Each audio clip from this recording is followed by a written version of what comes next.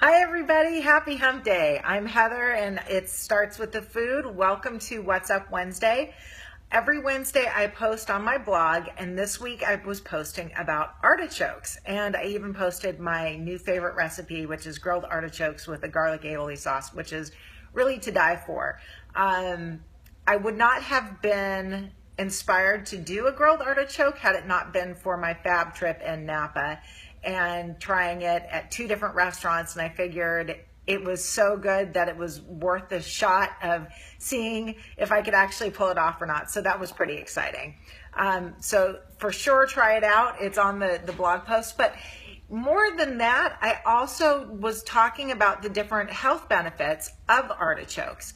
And one of the things that I found really interesting was that they're high in potassium. And potassium is one of those minerals that's really crucial along with sodium and chloride. It's great for doing things like regulating blood pressure. So there's a lot of people out there that have high blood pressure issues. I used to be one of them. I know my mom struggles with that. There's some natural ways to get more potassium in your diet naturally. Hi, Paula. Can you hear me?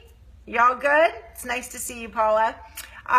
So potassium is one of those things, I remember way back when I was hospitalized for one of the many times, and potassium was an issue. I was hospitalized for 10 days. I kept vomiting.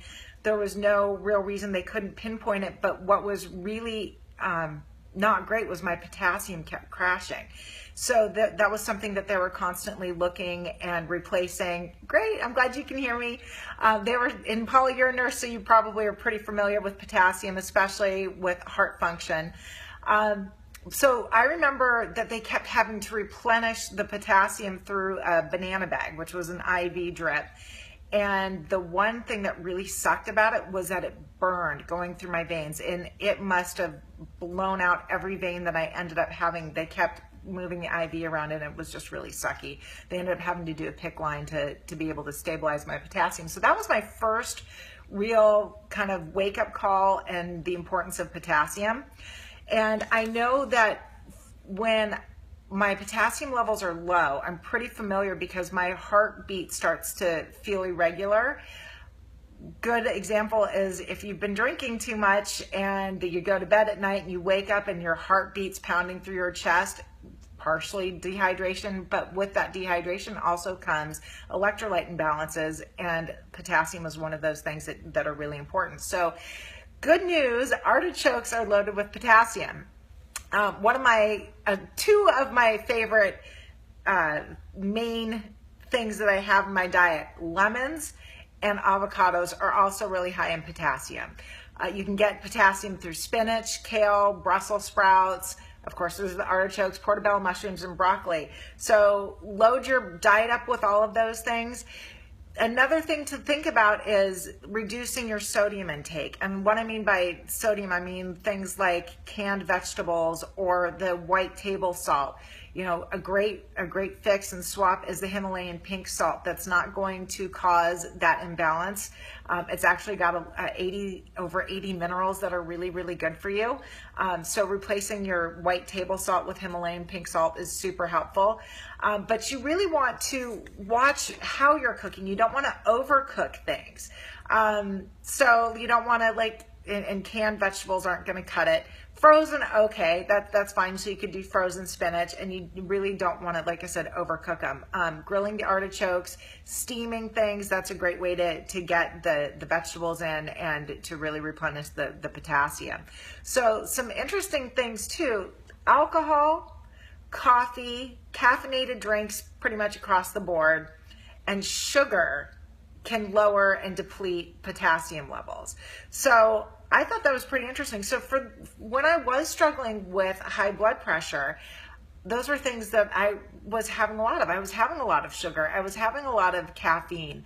I would have a couple of cups of coffee, or I would have some diet sodas, and those were all loaded with caffeine.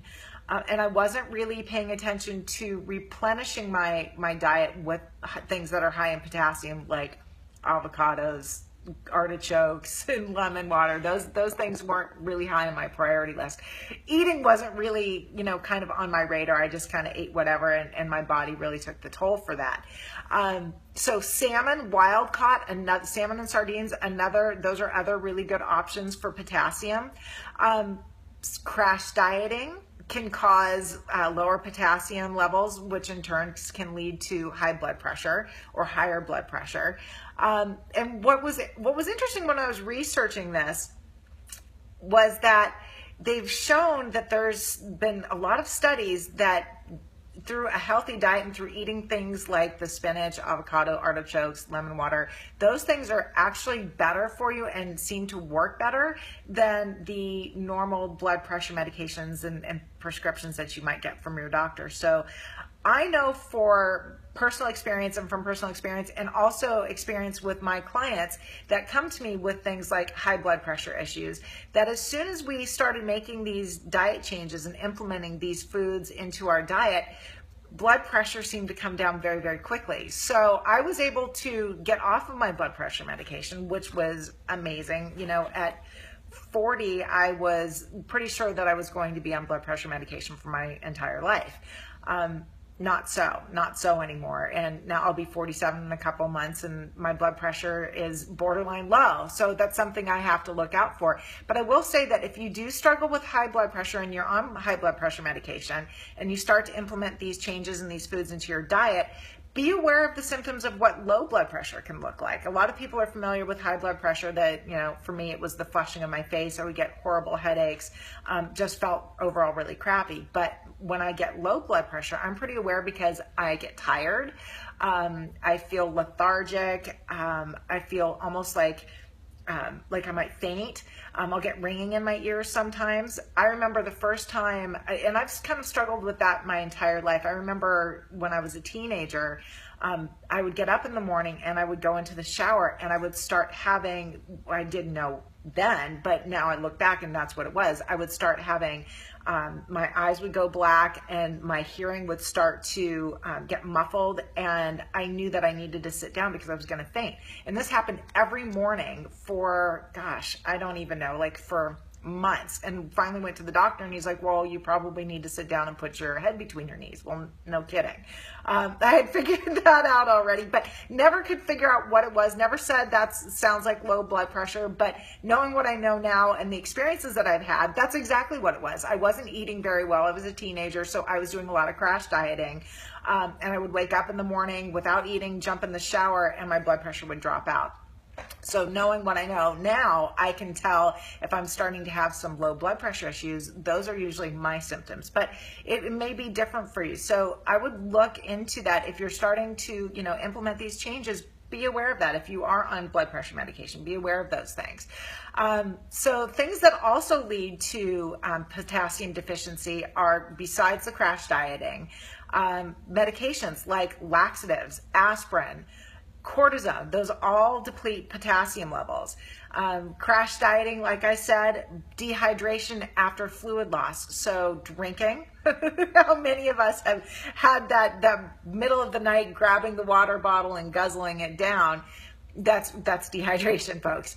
And you'll again probably notice some really rapid heartbeat or pounding through your chest. That's, at least I'm really aware of that. Those are one of the things that wake me up anyways, that heartbeat.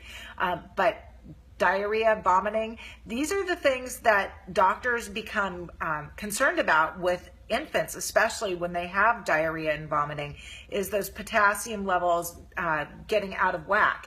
And that can cause heart failure. So, or you can go into cardiac arrest and cardiac arrhythmias. So you definitely want to be aware of that if you have young children and they're having, any kind of diarrhea and vomiting, that's probably something that needs to be addressed immediately. So those are some things that I thought were pretty interesting. Artichokes, I love artichokes, and a lot of people don't necessarily know how to cook them or are afraid of them. They're really kind of not friendly looking. They've got these pointy spikes and leaves, and nobody's really sure what to do with them. Once you figure out how to make them, they're one of those things that I really like to incorporate, for fun, to really kind of change things up and rotate into, the dinner meal plans. As a matter of fact, the monthly meal planner is going out on Monday to my clients. Every Monday, the first Monday of every month, they get their meal plan and shopping list. And I've, of course, put the artichokes in there because I freaking love them. So that's one of the things that they'll be hopefully making this month. Once you figure out how to make them, they're so yummy, and there's so many different ways you can do them. Steaming is super easy, but grilling takes it to that whole next level. So if you're familiar with artichokes and you've gotten in there and you're pretty good and you're pretty competent with grilling or steaming them, take it to the next level and try grilling them. I don't even have a grill anymore. We used to have a big barbecue outside, and it just got really nasty and nobody wanted to clean it, and it was hot. It's Florida, and it's really hot already out there, so to go outside and grill wasn't the most fun. So I've just got a really great grill pan for my stove. I got it at Pampered Chef, and I love it. It's a double burner one, and I'm able to cook for everybody on it at once, which is really nice. So get out there, try these things. Don't be scared. There's so many really great vegetables that can be intimidating, and once you get over that intimidation factor, it really opens a whole new realm of foods that you can introduce to your family, that you can try, that you can really kind of incorporate into like this really healthy, balanced, nutritious lifestyle. And I think that when you get over that fear, it really helps the rest of the family to kind of follow. So if you've got young kids or even teenagers, if you show that you have no fear in the kitchen, hopefully your kids will have no fear in the kitchen, and they'll be able to try some really great things for themselves. So I'm absolutely open to any questions. If you have anybody's got questions about what was on the blog, the artichokes. Oh, one other thing that I do have to say is that I love the fact that artichokes are two things, that they're really high in antioxidants, that they actually beat out blueberries and dark chocolate. As much as I love dark chocolate, it's nice to know that there's something else out there that we can turn to, and artichokes happen to be one of them for cancer fighting properties. The other thing is fiber. When I took out a lot of things like grains from my diet, fiber became an issue, and I know that a lot of people kind of struggle with keeping their bowels regular. It's this like dirty little secret that nobody wants to talk about, but there's times when things aren't moving and it really gets uncomfortable, and there's a lot of gas and there's a lot of bloating. I went through this last week. It was awful. One of the reasons why I wasn't on last week was because I was in the hospital in the emergency room for 10 hours with a kidney infection. Really sucked. And there was a lot of pain. There was a lot of bloating. There was a lot of gas. There was weight gain. There was 12 pounds of weight gain for 4 days. That was pretty scary and alarming. But again, potassium was important. They were checking my potassium levels to make sure that everything was okay there.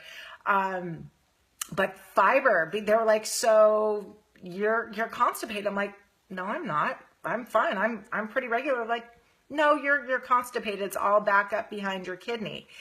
And I realized that maybe I wasn't getting enough fiber. So artichokes are really high in fiber and a great way to incorporate without having to rely on things like flax crackers, which I do. I rely on flax crackers a lot.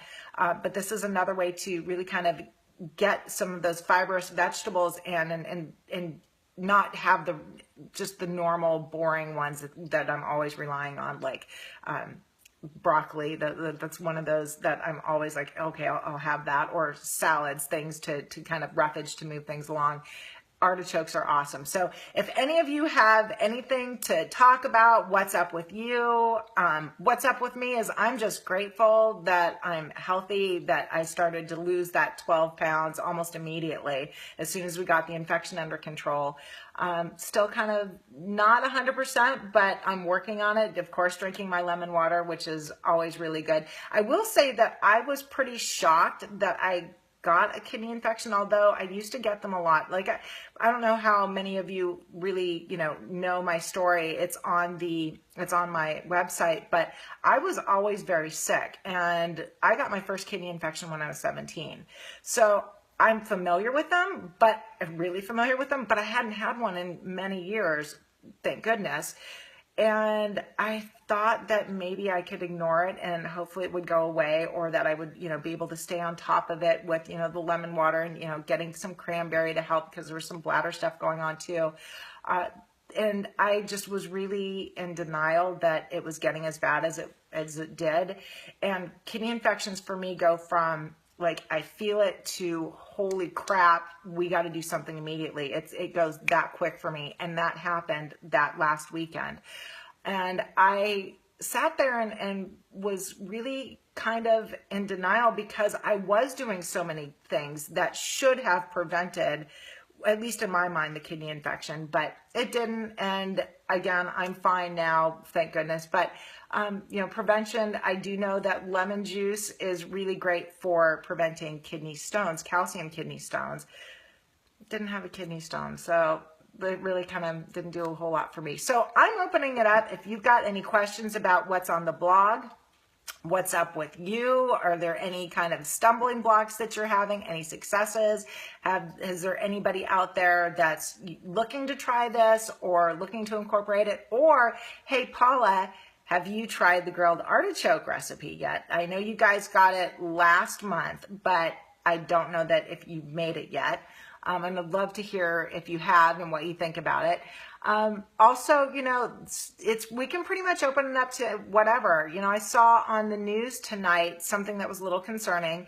There's some questions about the safety of hand sanitizer, and there's some people calling for the FDA to do some really definitive studies on the safety of them, especially because there's 3 ingredients that aren't really great, and skin is our biggest organ, and we've got little kids and pregnant women that are using quite a bit of this stuff, and they're wondering, is it possible that there's possibly some harm going on? I really kind of get concerned about that, because it should have, to me, that should have been already addressed way before we've been inundated and we've been indoctrinated to use the hand sanitizer. I'm a fan of good old hand washing. I think that, the soap and water, I'm that soap and water kid. We grew up in the, late 60s, early 70s with soap and water. Hand sanitizers really weren't a thing until within the last 15, 20 years. But now you go to in public schools, or most schools, part of the school list, the shopping list, is hand sanitizer, that every kid has to have, at least 1 to 2 bottles of hand sanitizer going into that first day of school. So you've got all these young children using a lot of hand sanitizer, and you're not sure if it's safe. It's a little concerning. And I hate to say it, I'm not super surprised. I've stopped relying on bodies like the FDA to be my beacon and that compass of real health and safety. I think that there's too many people that have got their hands in the cookie jar, and I don't believe everything that comes out of them. That's just me.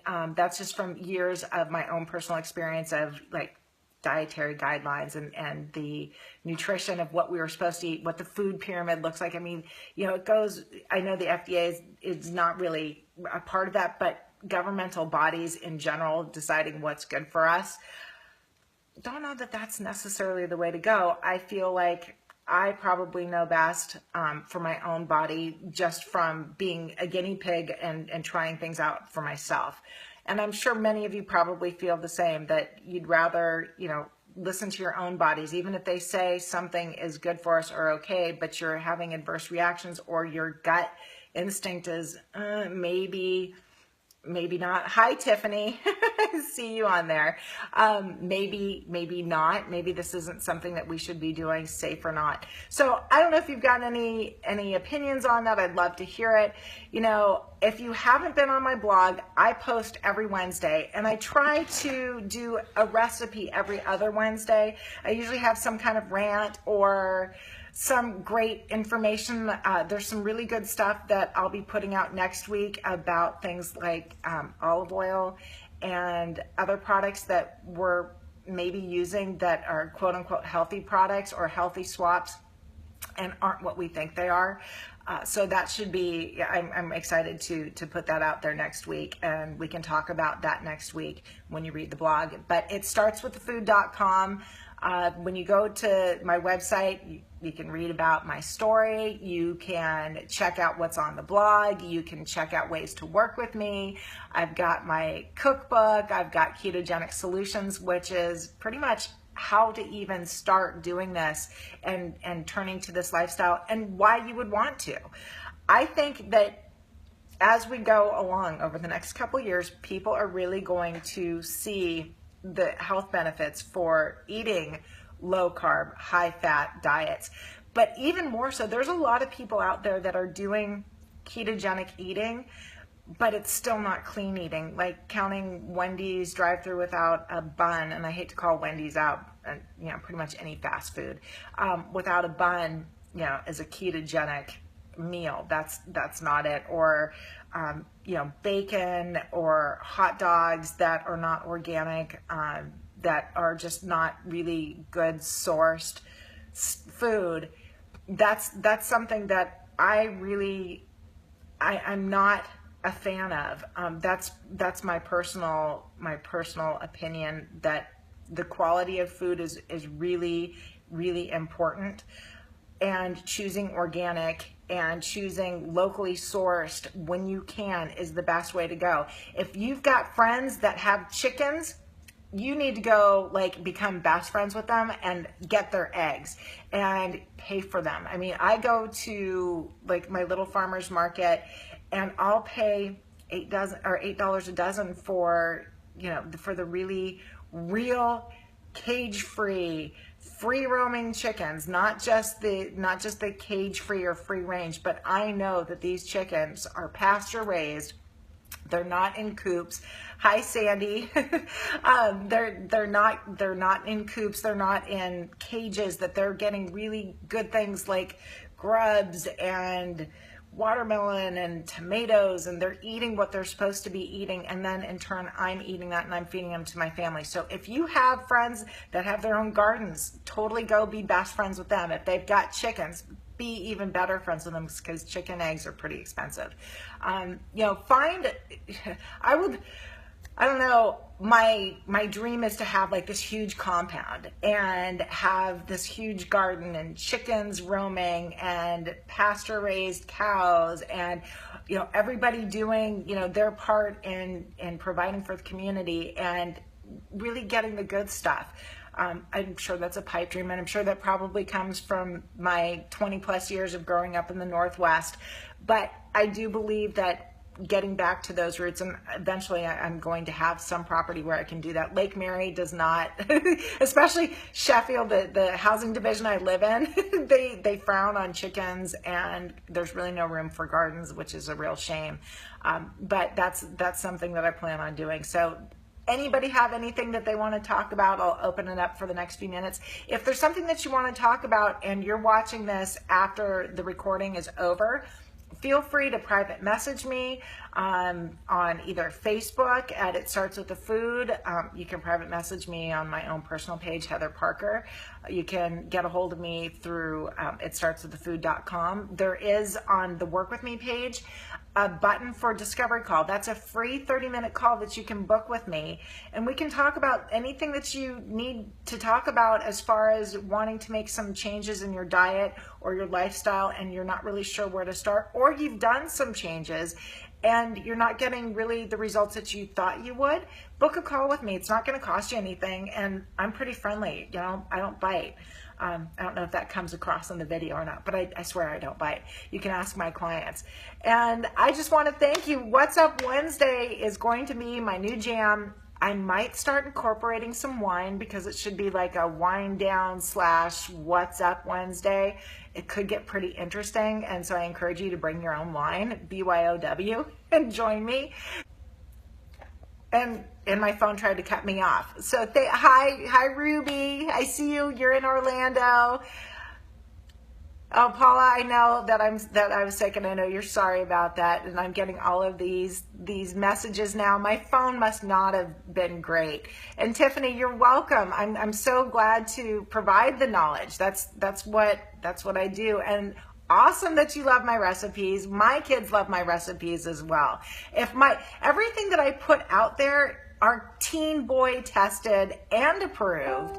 So you would really I don't make different meals for my family. This is what I make, and what I eat is what they eat. Now I do add things like I'll add the occasional potato or white rice, but that's it. They're pretty much eating what I eat, and if they don't like it, they'll learn to like it. That's kind of how I feel. So thank you all for joining me. I hope to see you back here. Bring your own wine. Until next week, take care.